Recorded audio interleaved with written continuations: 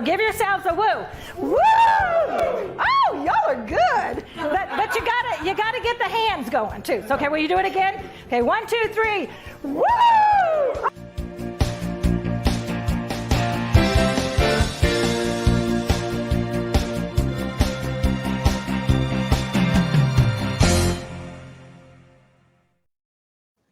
All righty. Good morning, everybody. Hi, Debbie. Hi, Linda. How are you today? I am doing great. It is a beautiful day in the neighborhood here. It's about 70 degrees and perfect. So, can't hardly beat that. Right. That's beautiful. How about you in Kansas City? Y'all got a lot of humidity what's your At the moment, it's like 65 degrees. The sun is shining brightly. Some flowers are trying to bloom. So, that you can't get too much better than that. So Absolutely. Absolutely. Well, good morning. And hey, there's Debbie Duval. Good morning. And Kathy Weaver. Good morning, you superstar. And Debbie, how's Angelina Jewelry today? If y'all don't know Debbie Duval, you should get to know her. She has this. Anyway, it's really fun. Her Angelina Jewelry for all her jewelry stuff. It's all cool. So we are this is, May, Mother's Day. I'm just calling it Mother's Month. Why not, right? We all deserve to be recognized for a whole month, don't you think? We like to celebrate birthdays for a month, and so we might as well do the whole month of May as in honor and celebration of mothers. And so it could be, and some of you who aren't mothers, you have a mother, had a mother, you may have had a mentor who became like an adopted mother to you, and so it doesn't have to be birth mothers. So I don't want anybody feeling bad if you're single and you're not a birth mother. My sister didn't become a mother until she was 59 when she adopted her little boy. And everybody said, you're crazy. But she knew she wanted to be a mom, and that was just the way it worked out. So, and she is a great mom. She did all her wild and crazy stuff and all of that. So one of these days, I'll have to see if I can't get her to come on and let her be on here, because she's a pretty amazing woman. And I don't know what made me thinking about her this morning, but it was a pretty amazing thing when she prayed for years that God would bring her a child, went through many steps to get him, and finally decided she'd be a foster mom if that was the only way she could be a mom. And wouldn't you know, God just brought this little baby. She was there within the first 24 hours of his life and got to adopt him. So it's a pretty amazing story. So moms can happen from all different ways, right? And Debbie, you're a mom. I am. Yeah. So tell us a little bit about you. So you live in Kansas City. What else? I do. I'm a mom. Well, I have a husband of almost 52 years now. We have 5 sons that are all grown and married, and our daughters of love. And let's see, the youngest one just celebrated his 14th anniversary. So, they're all getting past those really difficult first years, maybe, I guess, or they're past the honeymoon stage and into the difficult, and now into some of them have, I guess all of them have teenagers. So, we now have 17 grandchildren, plus one is married, so that gives us 18. So yeah, we've had a little experience. I've had a little experience with the mother thing, but as you mentioned, all of my mothering information did not come necessarily from my mom or even my mother-in-law, even though they were both wonderful, or my grandmothers. I had some really great extra moms, bonus moms, maybe, church ladies that, as you were mentioning, couple of them didn't have any children of their own, but they had a lot of wisdom, and I was able to glean a lot of things from them as well. So, wow, that is great. And I think it's I think maybe in what I'm going to say, the olden days, in prior times, when families lived close together, I mean, like in the same town and sometimes just down the street, we had such a net. I never had that. So, but let's just say we as a culture had such a great thing of being able to always have other moms and mentors right there around us when we were raising our kids. But for me, Bill traveled all the time. We moved a lot, and we never lived close to anybody. So if it hadn't have been for some of those bonus moms or great friends that could share information with us, it would have been really hard, And I think women, we need to be able to share with each other and share the trials we're going to, because let's just face it, some days we're just hard. Could we just get to the end of the day and put them in bed? Right. Yeah, I grew up in that era where my grandparents all lived, and my great grandparents lived, a couple of miles away. However, my children were not blessed with that because the Lord moved us in different areas. And so the closest we ever were 3 hours from my parents, but about 10 hours from Ken's parents. So, but yeah, there was always, Lord blessed with people in your church that would come alongside and help grandparent, bonus mom as needed with your kids in areas. So that was always really awesome.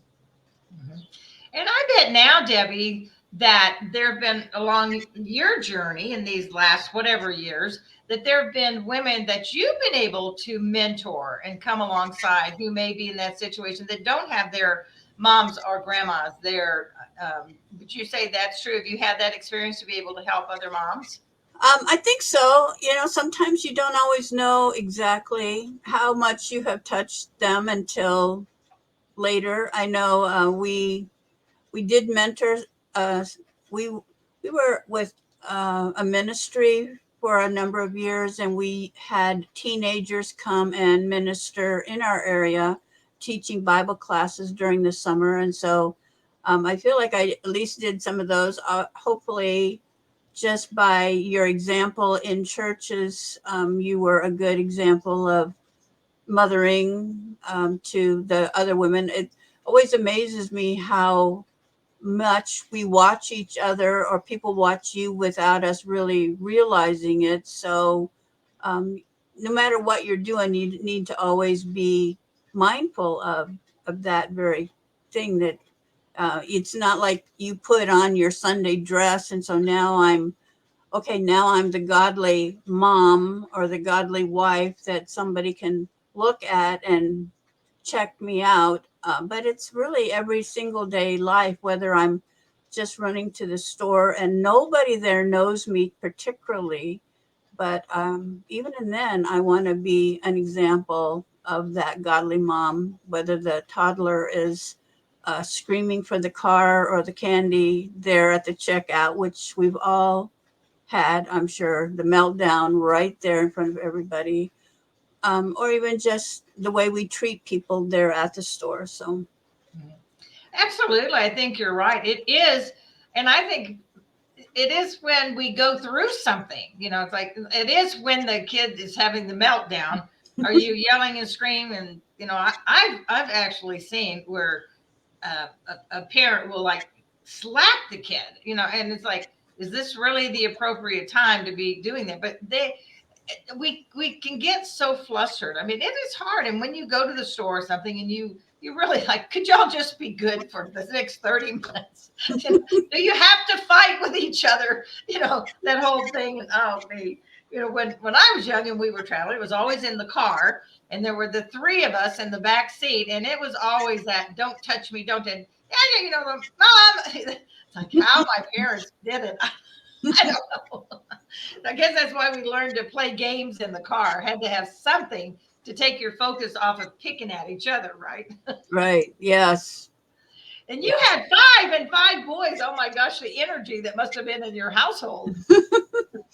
Right. I remember going to the store and people would count your kids down. I'm sure I've seen some actual comments on Facebook, like, people are watching and counting the people that you're bringing in, and, how you're dealing all together with whatever situation is coming up in the stores. So yeah,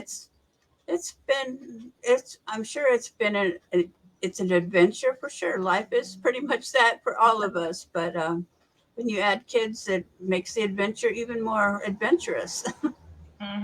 Right, right. And of course, they're all different personalities, right? I mean, I only had two, but they were so different. I mean, it was like night and day.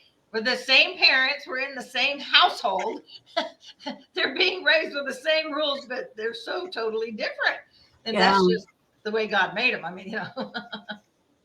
for sure. I even think back to my brother and I, raised in the same home, same parents as you mentioned, same church, same friends, and yet, um, you know, while we both know and love the Lord, we kind of took it different ways a bit. So yeah, it's interesting how the Lord leads us, I guess, differently, which is a good thing, but it's sometimes hard to understand. Yeah, yeah, that is true. That is true.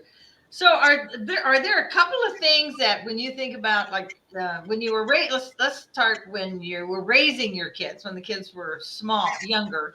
Um, were there some things that you learned along the way? Any particular thing that you might want to share with uh, our listeners today? You know, in just handling it or whatever you would like to share. I guess the first thing that pops into my mind is you have to pick your battles. Ah, We all know that there's going to be. I mean, we're all perfect moms before the kids show up.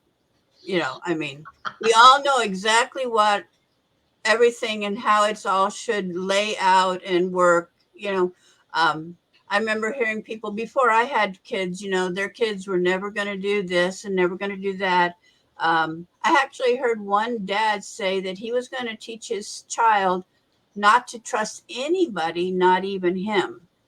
And oh, that really shocked me.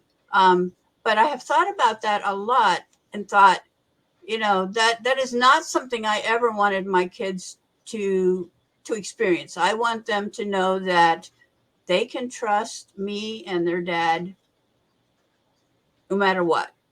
We're there in their corner mm-hmm. no matter what happened.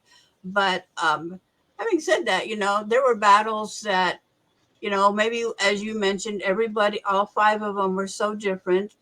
Um, so one was um, very into health conscious stuff to the point where he wouldn't really eat. He really wasn't eating well. It was back in the time where everybody thought that salad was like the only healthy food on the planet. And, but, he was a 6 foot guy. He played basketball hard all through high school. And so having a salad a couple of times a day and playing basketball did not really work as a good healthy way for him to be. Um, so you had to pick the battle. Like this is not a good deal. But there were other things. We set up rules like girls weren't calling our house, and so they tried we're calling for school projects. School problems. Our kids went to a private school, really tiny private school, but still we had lots of girls calling. Um, but, that was just not something that we were okay with. There was other ways to deal. I mean, of course, I was long before you could chat online, but, there were, school time was when that was going to happen if you needed actual help with school problems, girls.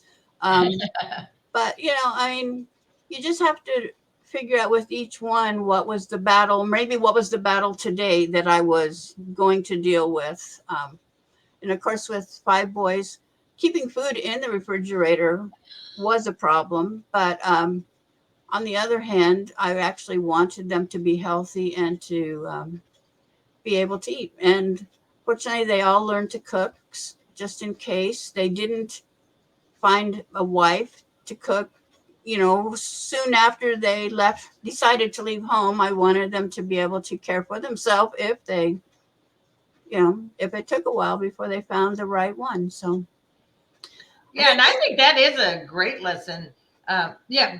So I'll go back. So my mother, in her era, it was all about the woman does everything, and for the even for the boys' sons. Okay, the sons were not really required in that genre, whatever, in the South. The women did the stuff. So my sister and I, we're the ones that helped clean the house.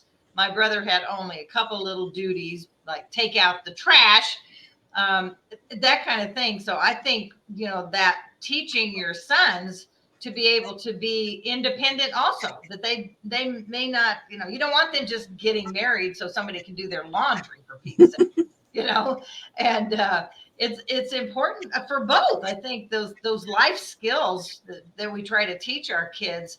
I remember when Justin, when he was about a junior, I think, he decided, he got very particular about how he wanted his jeans done, you know. So I would wash his jeans and I would do my normal thing. And I would put them in the dryer like I do, I'm not, I just wasn't going to hang up all these different things. So then he started saying, well, Mom, can you just hang them? And so then I thought, well, I'll try this out. So, okay, da, da, da. And then he got a little more picky. And I said, you know what? This is a great time for you to start doing your own laundry. And it's like, I should have started probably by the time he was a sophomore, but he was a junior. And he did. From that time on, he said, that's great. I'll do my own. I said, great. This is a great lesson. You're going to be going to college in 2 years. So teaching, I think, and not being role specific, I think, is important too. The guys need to go. In our house, that was easy. Bill learned from his dad, because his dad's dad was killed in a work accident when he was young. So his dad was the oldest son, and the mom had to go to work. So his dad cooked for his family. So Bill learned to cook. Now Justin cooks, and so whoever said, except somebody decided back then that the women were supposed to do the cooking, right, and all that. But the guys, our boys, need to learn that too, just as the girls can learn to do other things. I always put everything together. In our household, I'm the one that can put the whatever's together, get my screwdriver, fix something. I don't know why. I watched my dad, I guess, and it doesn't affect his ego at all. So teaching our kids to do both things, to just help in the family. Right. Oh, I love that, Laura. Laura Christine says, our family motto, all hands on deck. I love that, because everybody needs to know how to do all these different things that support the family, right?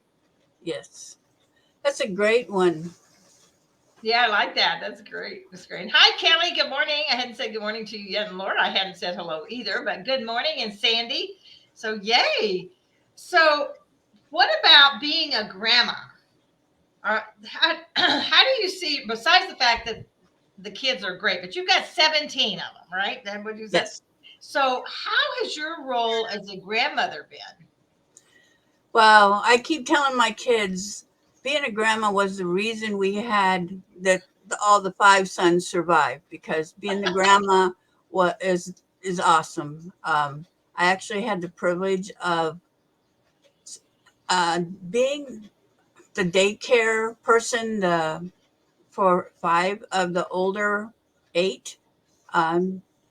Actually, I probably watched all 8 of them at least briefly, but 5 of them I actually got to watch pretty much every day, and it was fun. It was fun to be the mom-ish, not the mom, but the mom plus, but still be there. When I had kids, it was not a time when mom went to work this direction and dad went to work that direction. Some of it had to do with where we lived, but mom stayed home for the most part and took care of the kids, which was fine. That's kind of what I had seen demonstrated to me before. But by the time that my kids were having kids, it was more of a necessity for husbands and wives to work. And so the kids were going to go someplace. And so I I'm glad that they were okay with me being the one that got to see them, all day long and spend that much quality time with them. I really enjoyed it. We had, now that we have 8 older ones and 9 younger ones, it's, I don't know, I have a special relationship with all of them. I think they all seem to like coming to see grandma and grandpa. And so I'm really thankful for that. Oh wow, that is great. And I guess that's one of those advantages of living close together. That you can do that. I'm finding that I'm missing that, which is actually why we put our house on the market again to see about moving to Kansas City, because now that they're 5, 4, 3, or somewhere right in there, they're right in the middle, getting ready to have birthdays again. That I'm missing out on all of these fun things they're doing, and they're starting to get more active, of course. And Alicia is home. She's a mom at home, so it's a blessing. Technology is a blessing. We FaceTime almost every day, and I talk to Henry, and he's like, so he's counting the sleeps. Those of y'all who do the sleeps, I don't think I'd heard that up until out here when we were talking about the sleeps until the HMP Women's Day or something. Yeah. Who counts sleeps? I hadn't heard that. So Henry did. So they fixed a calendar, and it was 14 sleeps till Mimi comes.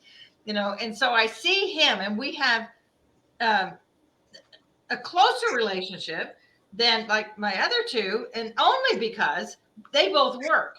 They can't get on and do FaceTime every day, So just that. So I would think that really was a blessing. And then, of course, if you were doing the take care of them during the day, you really did have. You had the advantage of being with them, but also you were in a disciplinary role. You were in a mother role of really a lot of teaching that teaching them, and all that goes with that, just like your own kids, right? Right. Yeah.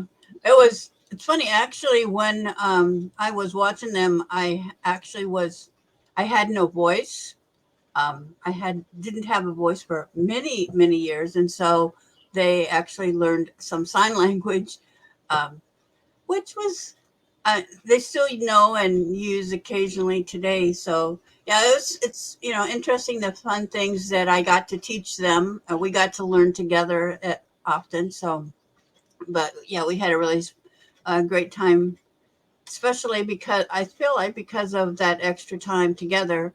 The younger 9, I didn't have that privilege, but we still spend enough time with them that we get to enjoy them and have a great time. So it's pretty cool. That is. So now that opened up a whole new story. Can you feel, how was it that you didn't have a voice? You mean literally could not talk? Yeah, I had gotten sick, and the doctors never figured out what was going on. So I don't really know what was happening. But for one of the disadvantages was that I didn't have a voice to talk. So I whispered for 21 years. So For how many? Yeah, 21.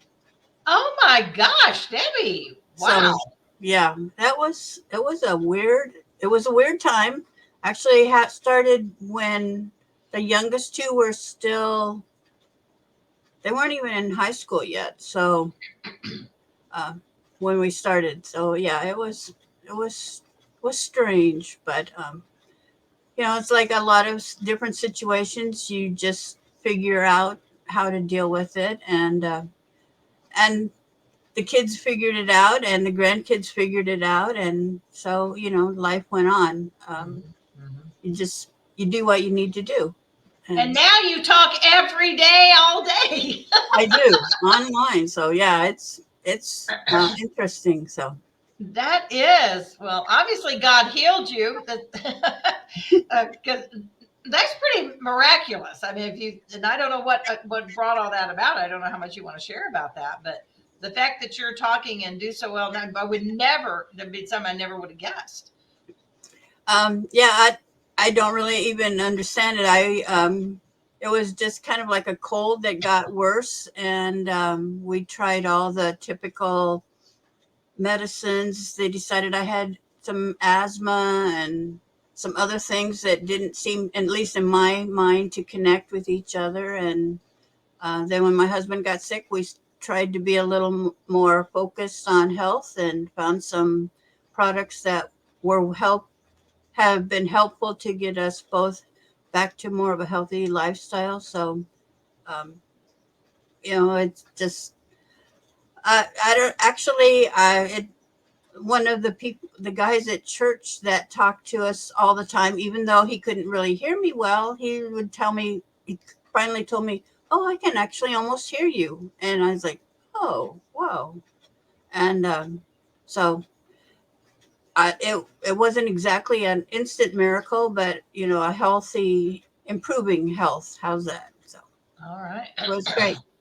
Wow. Wow.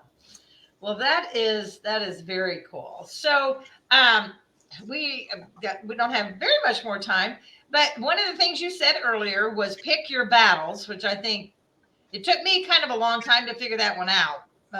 Probably the kids were set more than just a couple of years. I think they might have been even 8, 9 or so before I figured, okay, I just can't deal with every little thing. So which ones are the most important? And of course, the older they got, the bigger the battles, at least for me. What is there something else? Are there any other things that you realize in raising the kids that might be helpful to anybody who's listening that's in the middle of that? I think one thing that I wish I had realized earlier was to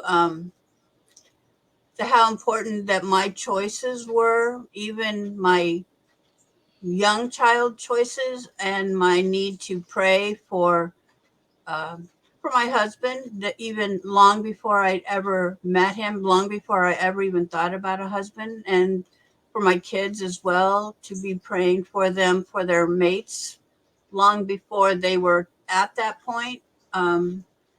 Pray for them, for our sons, that they would become the men that God wanted them to be, but also for the wives that God would choose for them, that they would wait for that wife, that the wife would be making good choices through her life. And, now praying for the grandkids, even our 7-year old, that she would become the woman of God that he wants her to be, that she would continually focus on God and not the other things that society would love us to look at, and not to focus on that, but to and then to pray that whatever their mates or whoever they might be, that God would be choosing them and building them to the mate that our grandchildren need. So, Absolutely. And that probably right there is the most important thing, the prayer that we do over our kids. And I remember when somebody told me that when I was just a young mom, and I was really blessed in when the kids were young, the church we were in, I was in, at that time, Bill wasn't going to church with me. He's a former Catholic and I was Baptist. And so those two don't mix very much.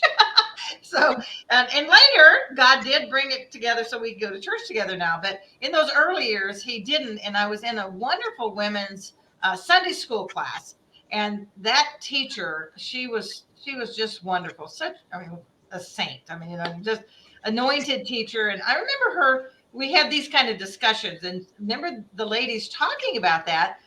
And I had never really thought of it. That was like, I mean, I always believed in prayer. I've been a Christian, all basically my whole life. But praying for your kids, not just in the moment, of what's happening in the moment, Lord help us go through the day and blessing the food and that, but that really praying for those long-term relationships, for who they're going to grow into be and becoming who God intends them to be, even if it doesn't match what I might think I want them to be. Because God's got to come first, and for their future mates. I think that's huge, and we know that God's always ahead of us, right? He's already preparing everything that we need and the people He wants in our lives. And so that is a huge one. I'm so glad you brought that up.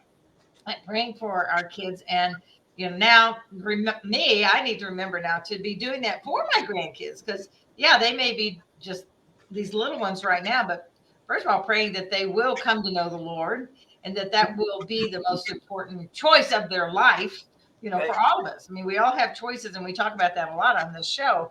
But the choice of deciding your faith, are you going to believe the message of Christ, or are you not? And praying for the kids and the grandkids. And you're getting ready to have a great grandchild, right? Didn't you say? No, not yet, but we do have one married, so that's Oh, okay. Maybe that's what yeah, one they're married, but no grandchildren on the way as far as I know. But obviously that's reality will be one of these days. Right now they're both in college. One our granddaughter just graduated from one school, but now they'll be going to another to finish up. So yeah. So. Right. Well, But it's always a good time to start praying for that next generation too, because unless the Lord returns soon, there will probably be another generation. And I guess reminds me of Zacchaeus. The tree was already there and growing in the right size that he needed it when he needed to meet Jesus. So the Lord has it all laid out way ahead of us, as you mentioned. And so we can just be there agreeing with God. right. Things. Absolutely. So yeah, thanks for that reminder. I think that is really a great one. And the most powerful thing that we can do is praying for our families, and that they'll be raised in the faith, and that they will come to believe it and make it their own, because they are the future, of our country and in the world. Like I say, unless Jesus comes back first, they're going to be leading us into that next era. And we watch what's going on now, and it's like, okay, boy, Lord, you need to come or intervene somehow. It may not be the final comeback, but it's like, okay, let your hand touch, so that we, I don't know, kind of as a society realize how important our faith is, and remembering that God's really got this, and believing that in our everyday, that this is not the final story, but we know what the end is, right? And that's Right. powerful. And wanting our kids to know that from the depth of their core, our kids and our grandchildren. So, Right. All right. Well, this has been so fun, Debbie. I'm just Thank so you. glad you came on. Thank you for the invitation. It's been awesome to follow you and to learn from you, and I appreciate your spending time with us. Oh, well, it is my pleasure. As you know, I love it. Any last comment that you want to make before we sign off this morning? I guess just the fact that you mentioned before, we have read the end of the book, so we know that this is not all of there is, and I'm thankful for that. I'm thankful that he's in control, and no matter what else is happening, he's still on the throne. Absolutely. So, like, hallelujah on that. So, all right, everybody. Well, thank you so much for being with us. I do want to remind you that even though you can see the colors behind me in the picture here, that we're still moving forward towards the Wow the World conference here in Las Vegas. And if you don't have your ticket yet, you might want to just go ahead and get it. All the month of May is May 40, which is 40% off the actual ticket. So you can go in there and still get a great discount, and then begin to make your plans to come to Las Vegas or to get your virtual ticket. And if you go to the Fun Fearless group site, you'll see that I put a few things in there that you have a possibility of registering to have the chance to win a free virtual ticket if you want to do that. And any of you who really, really want to come, and maybe just finances, you're trying to look at that, I have come up with a really great way that you can actually get your ticket free if you want to do that. So if you're interested, reach out to me, send me a private message, and we will keep walking towards that, and running actually towards the conference in August. So All right, my friends, so much. Thank you so much for being here. I appreciate so much your time and being here. And thank you. And Kelly, I don't know that I had said good morning to you, so I want to make sure I said at least a hello, personal hello to everybody who's here. All right, and those of you who are watching later, say hello in the chat so that later when I go back through, I can see that you were there with us. All right, my dear friends, celebrate this. This weekend will be Mother's Day. We're coming right up to it, so celebrate yourself being a mother if you are one. Celebrate your own mothers that brought you into the world, even if it was a bad relationship. And I know not everybody has a great one, but the fact that you're here, celebrate that. And also just the other women around you who make a difference in your life, who might be that nurturing person that God brought into your life for that specific purpose. Maybe reach out, send them a card, do something, make a phone call, and just let them know that you love and appreciate them. It can really make their day and make a difference. So remember that life is not a matter of chance. It is a matter of choice. Hallelujah. I love that. I just love the fact that we have choices, right, Debbie? Oh, So go out there and choose wisely and choose to live the life that you want and the life that God has for you, and so you can experience all of His joys. So, all right, my friends, love you. See you next week. Thanks so much for being here. thank you.